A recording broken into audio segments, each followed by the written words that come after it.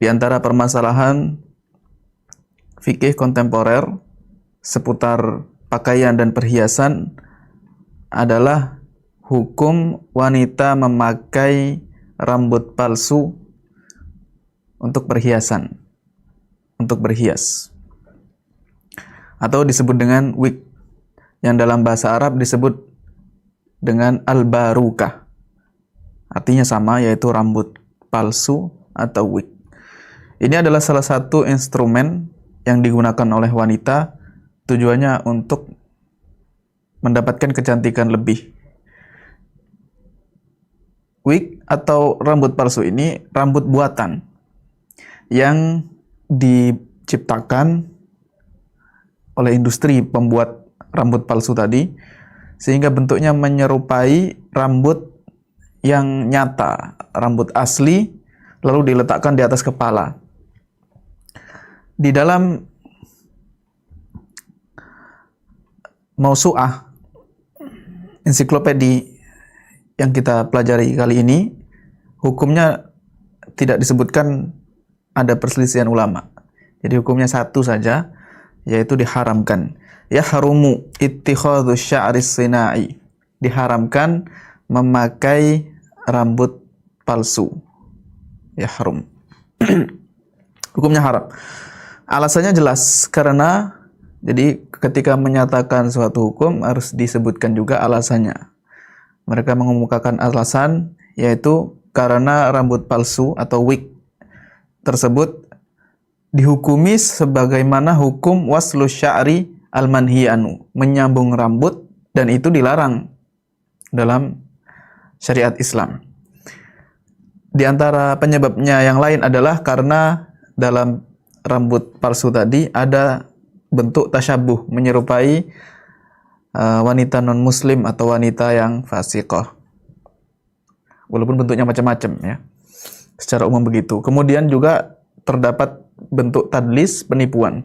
Dan ini biasanya ketika tadlis seperti ini, ketika kondisi-kondisi yang menyebabkan seseorang ditentukan sikap ya, apakah misalkan ketika menikah ya, suaminya mendapati istrinya rambutnya misalkan pendek seharusnya, atau rambutnya ada yang kurang bagus, kurang indah warnanya dan seterusnya, kemudian disambung.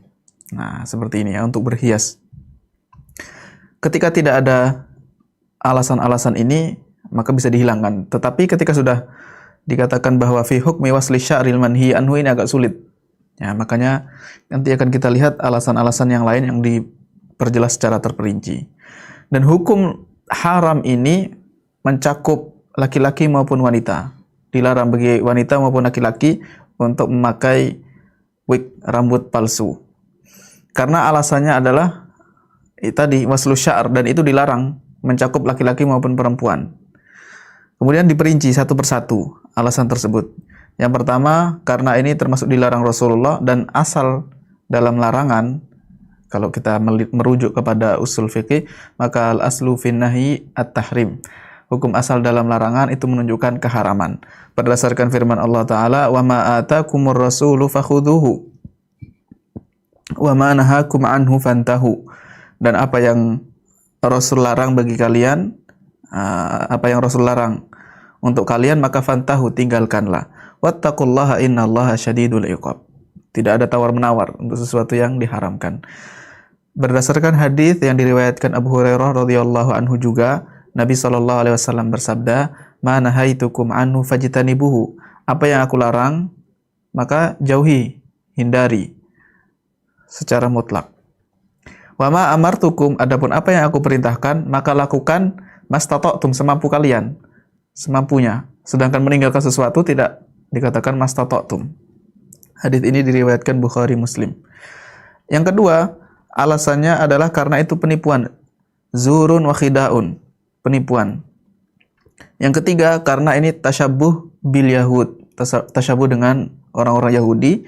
Sebagaimana riwayat Abdullah bin Umar radhiyallahu anhuma, Nabi sallallahu alaihi wasallam bersabda, "Man tasyabbaha biqaumin fahuwa minhum." Siapa yang meniru perbuatan suatu kaum, meniru model perbuatan sifat suatu kaum, maka dia termasuk dari golongan kaum tersebut. Hadits ini diriwayatkan Abu Dawud. Yang keempat, karena ini penyebab datangnya azab dan kebinasaan. Sebagaimana riwayat Muawiyah ibnu Abi Sufyan radhiyallahu anhuma, Nabi sallallahu alaihi wasallam bersabda, "Innama halakat banu Israila lamma takhadha mithla hadhihi nisa'uhum." Binasanya Bani Israel itu ketika mereka melakukan seperti yang dilakukan oleh wanita-wanita mereka ini. Yaitu salah satunya adalah melakukan penyambungan rambut. Dikuatkan lagi keharaman ini bahwa memasang rambut palsu lebih menipu, lebih memperdaya dibandingkan menyambung rambut dengan rambut manusia dengan rambut manusia yang lain. Dan ini lebih menipu lagi kalau menyambung rambut asli dengan rambut manusia yang asli itu saja dilarang karena disebabkan penipuan, apalagi dengan rambut yang palsu. Namanya saja palsu, berarti lebih menipu. Ini dasar pendapat mereka, dasar hukum tersebut. Sebagaimana dalam hadis Abdullah bin Umar radhiyallahu anhuma, Rasulullah sallallahu alaihi wasallam melaknat al-wasilata wal mustausilah. Hadis ini muttafaqun alaih. Secara sanad tidak dapat diragukan lagi kesahihannya karena diriwayatkan Bukhari dan Muslim. Rasulullah melarang al-wasilah, orang yang menyambung rambut, wal mustausilah, dan orang yang meminta disambung rambutnya. Nah, dan di sini al-ibratu bil makna la bisurah. Yang menjadi acuan adalah maknanya, bukan bentuknya, bukan hasil akhirnya. Al-wasilah definisinya adalah wanita yang menyambung rambutnya dengan rambut lain. Dan al-barukah, yaitu rambut palsu, wig, masuk dalam menyambung. Masuk dikategorikan menyambung. Walaupun sebenarnya dia bukan cakupan kata waslan, menyambung rambut dengan rambut. Karena faktanya sama, yaitu menampakkan kepala seorang wanita sehingga rambutnya menjadi lebih panjang daripada rambut aslinya. Sehingga dari sini maka bentuknya sama seperti orang yang menyambung rambut. Misalkan dengan rambut yang lebih panjang atau lebih tebal, lebih besar, ini diharamkan dan menghadirkan laknat. Sebagaimana itu juga mengandung al-khida' wa tadlis wa zur, penipuan. Maka memasang rambut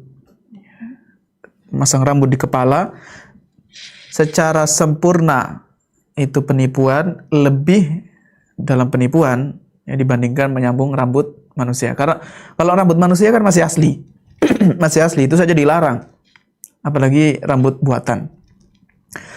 Ini hukum seputar wig ya. Tetapi di sini ada permasalahan yang sedikit berbeda, yaitu kalau wanita di kepalanya tidak ada rambut sama sekali, wanita yang botak ya, qur'a, botak, tidak memiliki rambut sama sekali, maka hukumnya tidak mengapa dia memakai wig, rambut palsu, karena tujuannya adalah untuk menutupi aib, menghilangkan aib, dan bukan semata-mata berhias, bukan menipu, tapi dia ingin menutupi aib. Karena menghilangkan aib hukumnya diperbolehkan. Nah, ini dikecualikan. Sebagaimana hal ini diizinkan oleh Nabi Shallallahu Alaihi Wasallam ketika ada seorang sahabat yang hidungnya terputus karena mengikuti peperangan, kemudian tertebas sehingga hidungnya putus. Hukum asalnya laki-laki tidak boleh memakai perhiasan berupa emas. Tetapi Rasulullah mengizinkan sahabat ini untuk memakai hidung, ditambal hidungnya ini dengan emas. Alasannya apa? Para ulama menyebutkan karena itu menghilangkan aib, dan hukum menghilangkan aib diperbolehkan. Jadi bukan semata-mata berhias. Bahkan para ulama juga menyebutkan bahwa zira'atu syar, mencangkok, memasang, menanam rambut di kepala, jadi dipasang rambut sampai akarnya, kalau itu tujuannya adalah pengobatan atau menghilangkan aib, maka diperbolehkan. Hukumnya diperbolehkan, baik laki-laki maupun wanita, jika tujuannya menghilangkan aib. Nah, dan ini pendapat yang dipilih oleh kebanyakan ulama. Baik, dalam kitab ini disebutkan diharamkan. Apakah berarti disepakati? Jawabannya tidak. Sebagian ulama mengatakan ini bukan termasuk wasl yang dilarang, karena tidak menyambung rambut dengan rambut. al-barukah, wig atau memakai rambut palsu, ini lebih dekat ke penggunaan wanita yang memakai kerudung. Jadi kerudung itu diletakkan di atas kepala. Maka wig juga zaman sekarang tidak disambungkan secara pemakaian, tetapi dipasang. Nah, berarti lebih mirip ke kerudung. Dan rambutnya ada di bawahnya, tertutup. Ini salah satu sisi sudut pandang yang membolehkan. Ya, tetapi ini tentu saja tidak disebutkan di kitab, ya, di ensiklopedia ini. Ensiklopedia ini merujuk ke beberapa sumber. Yang pertama, Ahkamu Sya'ril Insan, karya Muhammad Al-Abdali, Fatawa Lajnah Daimah, Majalah Al-Buhuthul Al-Islamiyah, kemudian Majmu' Fatawa Syekh Utsaimin, kemudian Mausu'ah Al-Baziyah fil Masail An-Nisaiyah, website Syekh Ibnu Jibrin, dan website Syekh Utsaimin. Baiklah, sebagai tambahan ilmu, masalah menyambung rambut ini kalau dilihat dari perinciannya, jika diperinci maka bermacam-macam dan kita merujuk ke mazhab 4. Nah, kita ingin mengetahui bagaimana pandangan mazhab 4 tentang menyambung rambut. Menyambung rambut itu ada dua kemungkinan. Yang pertama adalah menyambung rambut, ini benar-benar menyambung, ya, menyambung rambut dengan rambut manusia. Rambut manusia. Baik rambutnya dirinya sendiri, wanita misalkan, ingin disambung rambutnya dengan rambutnya diri sendiri, atau rambutnya orang lain, baik mahramnya, atau suaminya, atau orang lain yang dijual.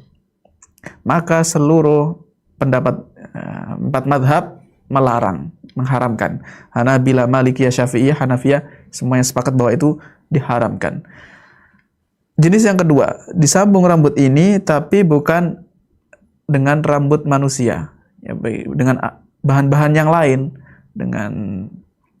dengan misalkan plastik atau yang lainnya, ya, wool atau benda-benda yang lain, terlepas dari warnanya, intinya bukan disambung dengan rambut asli manusia.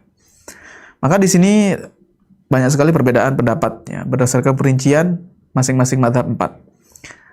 Dalam mazhab Syafi'i itu ada perincian, kalau dengan izin suami, diizinkan oleh suaminya dan menggunakan bahan yang suci, maka diperbolehkan.